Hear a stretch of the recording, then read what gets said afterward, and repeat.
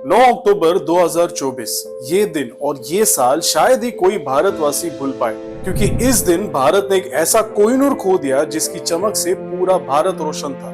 और इस महान शख्सियत का नाम था सर रतन टाटा, जिन्होंने न सिर्फ टाटा समूह की 155 साल की विरासत को आगे बढ़ाया, बल्कि ग्लोबल लेवल से लेकर आम जनता के दिलों पर भी राज किया। लेकिन इस सफर तक पहुंचना क्या आसान था? क्यों इतने ऊंचे घराने से ताल्लुका रखने के बाद भी रतन टाटा को पहली जॉब के लिए क्यों बायोडाटा बनाना पड़ा? टाटा समूह की शुरुआत कैसे हुई? 20 साल का वो कौन सा लड़का था जिसने रतन टाटा को एडवाइस दी? रतन टाटा ने जब ताज होटल पर अटैक हुए थे तो उन्होंने क्या कदम उठाए? चलिए जानते हैं आज के इस वीडियो में। एक्स पर 12 मिलियन से ज्यादा फॉलोअर्स के साथ देश में सबसे ज्यादा फॉलो किए जाने वाले एंटरप्रेन्योर रतन टाटा का पूरा नाम रतन नेवल टाटा है, जिनका जन्म 28 दिसंबर 1937 को मुंबई के नगरी में हुआ। टाटा ग्रुप की नींव रखने वाले थे इनके दादा जमशेदजी टाटा, जिन्हें फादर ऑफ इंडियन इंडस्ट्री का खिताब दिया गया जाता है। इन्होंने 1870 के दशक में मध्य भारत में एक कपड़े के मिल से कारोबार की शुरुआत की और फिर भारत में steel, power industry, technical educational institutions की नींव रखी और ये कारोबार बढ़ता चला गया। लेकिन इतने ऊंचे घराने से ताल्लुका रखने के बाद भी रतन टाटा के लिए इस मुकाम तक पहुंचना आसान नहीं था। आपको जानकर हैरानी होगी कि रतन टाटा ने अपनी पहली जॉब के लिए बायोडाटा भी बनाया था और अपने करियर का आगाज एक एम्प्लॉय के तौर पर किया था। रतन टाटा के गुरु JRD टाटा ने रतन टाटा को IBM टाटा में काम करने के लिए कहा था और बायोडाटा दिखाने की भी बात की थी।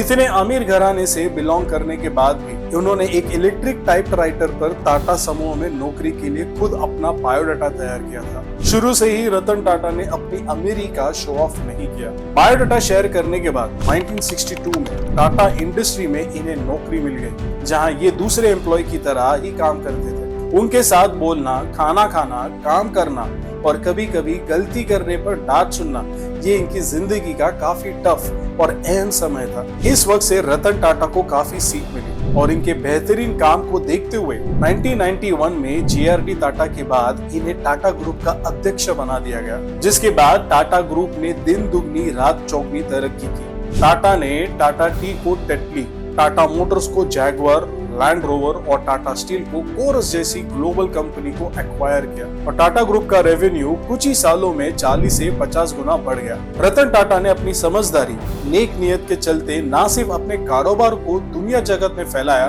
बल्कि लोगों के हित में काफी कदम भी उठाए, जिनमें से एक थी नैनो कार। नैनो कार के रूप में रतन टाटा ने मिडिल क्लास फैमिली के सपनों को साकार करने के लिए सबसे सस्ती, अच्छी और लो बजट की कार बनाई थी। सिर्फ इतना ही नहीं, गरीब बेसहारे लोगों के लिए भी बहुत कुछ किया। आपको 26/11 हमला तो याद ही होगा, जब मुंबई के ताज होटल पर टेररिस्ट ने हमला किया था। इस हादसे में करीब 166 लोगों की जान गई थी और अनगिनत लोग जख्मी हुए थे। ताज होटल को एस्टैब्लिश किया था जमशेदजी टाटा, जिसकी जिम्मेदारी इस वक्त रतन टाटा के कंधों पर थी। लेकिन रतन टाटा ने इन मासूम लोगों की जानों को नजरअंदाजा नहीं किया, बल्कि अरबों की कीमत रखने वाले ताज होटल को बम से उड़ाने की बात कह डाली, ताकि कोई भी आतंकी जिंदा बचकर नहीं जाए। पर आम लोगों की सिक्योरिटी का खास ध्यान रखा गया और जो लोग इस हादसे से शिकार हुए उनके लिए रतन टाटा ने 20 दिन के अंदर एक ट्रस्ट बनाया और मारे गए करीब 11 कर्मचारियों के परिवार को 36 लाख से लेकर 85 लाख तक मुआवजा दिया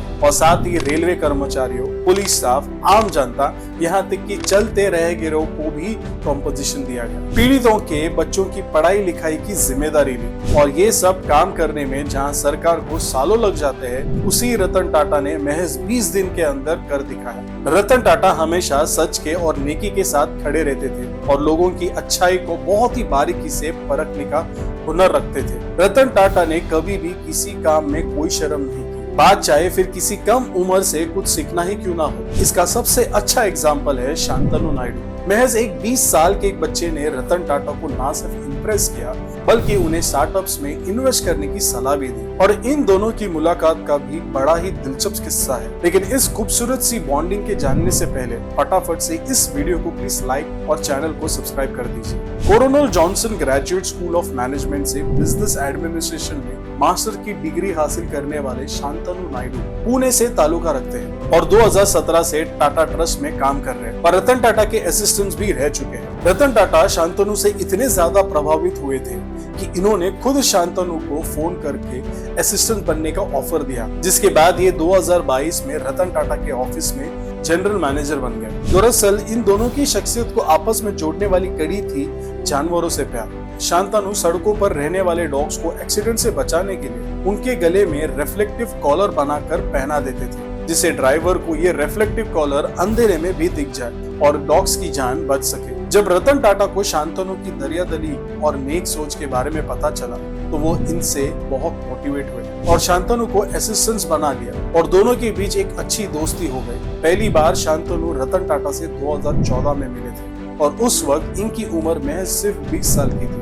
रतन टाटा के लिए कोई भी इंसान छोटा नहीं था। अगर वो अच्छे काम के लिए तारीफ करना जानते थे तो बुरे काम को भी डंके की चोट पर गलत कहना उनकी आदत थी। रतन टाटा ने लोगों के लिए जितना किया वो शायद ही कोई कर पाए। इन्होंने एजुकेशन, मेडिकल, पिछड़े इलाकों, सड़कों पर रहने वाले लोगों के लिए कई कदम उठाए। टाटा ट्रस्ट और टाटा ग्रुप की कंपनियों ने एजुकेशन और रिसर्च के लिए Cornell university, Harvard business school और कार्नेज मेलन यूनिवर्सिटी जैसी कई ऑर्गेनाइजेशन को बड़े बड़े डोनेशन दिए हैं। इन्होंने कई सामाजिक और वैज्ञानिक परियोजनाओं में भी इन्वेस्ट किया जो समाज के लिए काफी अहम साबित हुआ। इतना ही नहीं, जब कोरोना काल में पूरा भारत संकट की चादर ओढ़े हुए था तब भी यही महान शख्सियत के मालिक देश को सपोर्ट करने आगे बढ़े और एक्स पर भी लोगों की हिम्मत बढ़ाई थी। रतन टाटा ने लोगों की मदद के लिए देश को करीब 500 करोड़ रुपए दिए थे, जिससे लोगों को वक्त पर दवा, खाना और अच्छा इलाज मिल सके। रतन टाटा ने सिर्फ इंसानों का ही भला नहीं सोचा, बल्कि ये तो जानवरों से भी बड़ा लगाव रखते थे, खासकर डॉग से।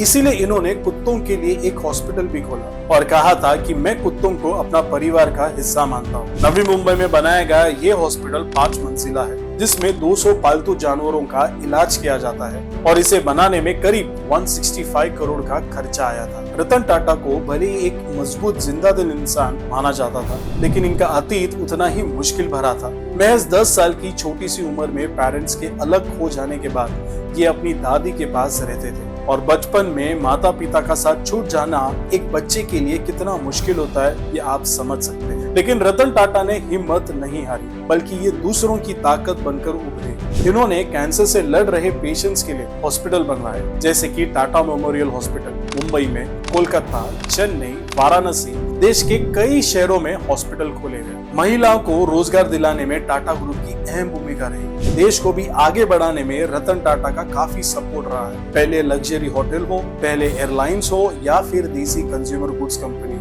ये सब टाटा ग्रुप की ही देन है। टाटा ग्रुप की IT company Tata consultancy service यानी कि TCS दुनिया में एम्प्लॉयज के मामले में सबसे बड़ी कंपनी में शामिल है, जो 6 लाख से भी ज्यादा लोगों को रोजगार देती है। और आज टाटा ग्रुप की 100 से भी ज्यादा कंपनियों से अनगिनत लोग काम करके अपना घर का चूल्हा चला रहे हैं। बताया जाता है रतन टाटा अपनी इनकम का 66% दान में देते हैं। फिर भी दुनिया को अलविदा कहने से पहले इनके पास 3800 करोड़ की संपत्ति थी, लेकिन इससे भी ज्यादा जो कीमती था वो था लोगों का प्यार, जो इन्होंने अपनी नेक दिली अच्छे कामों से और साफ नियत से कमाया। ये भारत के एक अमूल्य रत्न बनकर उभरे, जिसे दोबारा पाना नामुमकिन है। दोस्तों, आपको रतन टाटा से जुड़ी कुछ ये खास बातें कैसी लगी? क्या आप भी इनके फैन हैं? कमेंट्स में हमें जरूर बताइए और प्लीज इस वीडियो को लाइक एंड शेयर जरूर कीजिए।